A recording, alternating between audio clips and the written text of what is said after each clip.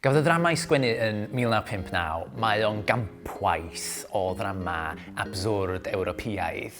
Oedd Ionesco'n sgwennu hwn mewn amser eitha rhwystredig yn ei fywyd o. Dwi'n meddwl oedd o'n di gweld lot o'i ffrindiau a bobl oedd o'n garu ac yn teimlo fel bobl oedd yn debyg iawn iddo fo, yn mynd off ac yn cael ei brainwash o bron gan yr eithafiaeth a'r ffasgiaeth oedd o'n weld o'i gwmpas o yn y cyfnod yr Ail Ryfel Byd.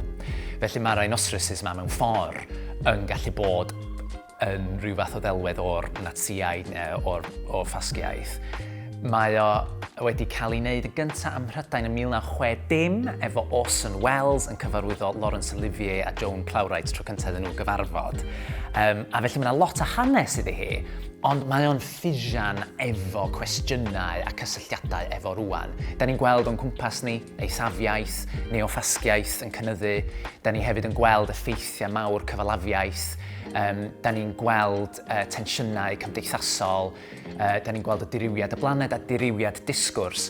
A felly mewn ffordd dyna mae'r rhinoceroses yn ymgorffori. Mae'r rhinoceroses yn gallu bod yn bob un o'r pethau yna a mwy. Mae'r rhinoceros, dwi'n meddwl, yn mynd syth i galon be da ni'n delio efo fel cymdeithas rwan. Ond nid mewn ffordd sy'n rhoi atebion ar blat i ni. Mae'n codi cwestiynau, mae'n neud i ni feddwl, a dwi'n meddwl fydd o'n ysgogi newid.